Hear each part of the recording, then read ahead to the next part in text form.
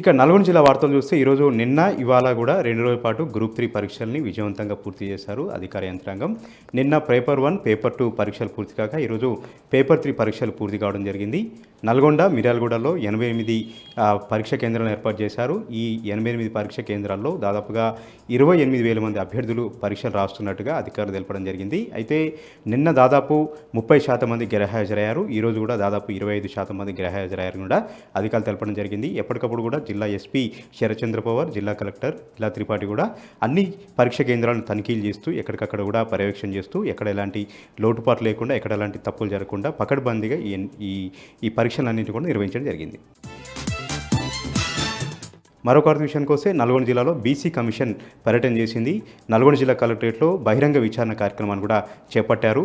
దాదాపు 3 జిల్లాల నుంచి కూడా సూర్యాపేట, యాదాద్రి, అదేవిధంగా నల్గొండ జిల్లాల నుంచి వివిధ బీసీ సంఘాలు, కుల సంఘాలు, సంచార జాతులకు సంబంధించి ప్రతినిధులు ఇక్కడ హాజరై బీసీ సంఘానికి వినతిపత్రాలు అందజేయడం జరిగింది. వారందరి స్టేట్మెంట్ కూడా రికార్డ్ చేశారు. వారందరి అభిప్రాయాలు కూడా తెలుసుకోవడం జరిగింది.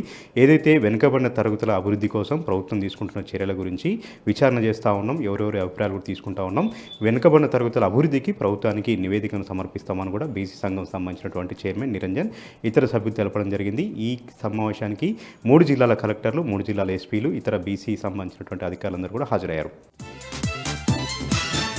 ఇక సూర్యాపేట జిల్లా వార్తలు చూస్తే సూర్యాపేట జిల్లాలో హైదరాబాద్ విజయవాడ జాతీయ రహదారిపైన గంజాయి తరలిస్తున్నటువంటి 7 సభ్యుల ముఠాను పోలీసులు అరెస్ట్ చేశారు. వారి వద్ద నుంచి కింటా గంజాయిని స్వాధీనం చేసుకున్నారు. దాదాపు 30 లక్షల విలువ ఉంటుందని కూడా పోలీసులు తెలపడం జరిగింది. వారి వద్ద నుంచి 3 కార్లను స్వాధీనం చేసుకున్నారు, 9 సెల్ ఫోన్లను స్వాధీనం చేసుకున్నారు.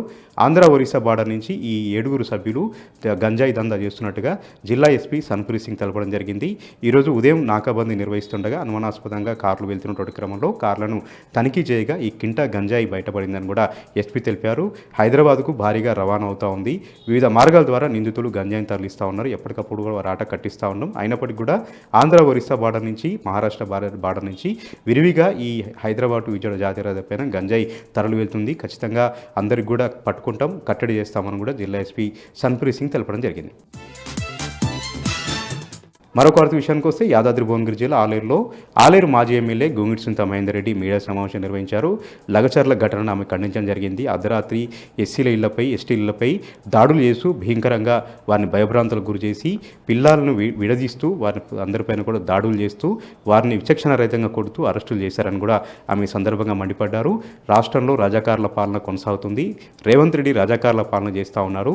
ప్రజలందరూ కూడా భయభ్రాంతులకు గురవుతూ ఉన్నారు. వాళ్ళ అన్నదమ్ములకు సంబంధించి లబ్ధి చేకూర్చేందుకు అమాయకమైనటువంటి రైతుల్ని మోసం చేసి అమాయకమైనటువంటి రైతుల్ని బలిపెడతా ఉన్నారు. అది మాది ఇవ్వము అంటూ నిలదీసినటువంటి రైతుల్ని అక్రమ కేసులు పెట్టి వేధిస్తూ ఉన్నారు. ఎస్సీ ఎస్టీ అట్రాసిటీ కేసు పెడతా ఉన్నారు. రోజుల తరబడి నాన్ అవైలబుల్ కేసులు పెట్టి ప్రజల్ని వేధిస్తున్నారని కూడా ఆమె సందర్భంగా ఫైర్ కావడం జరిగింది. రేవంత్ రెడ్డికి వచ్చే రోజుల్లో తగిన బుద్ధి చెప్తాం. ఏదైతే బడుగు బలహీన వర్గాల్ని అరెస్ట్ చేసి వాళ్ళని వేధిస్తూ ఉన్నారో ఆ కుటుంబాల ఉసురు కూడా రేవంత్ రెడ్డికి తగులుతుందని కూడా గొంగిడి సునీత మహేందర్ రెడ్డి ఈ సందర్భంగా హెచ్చరించారు.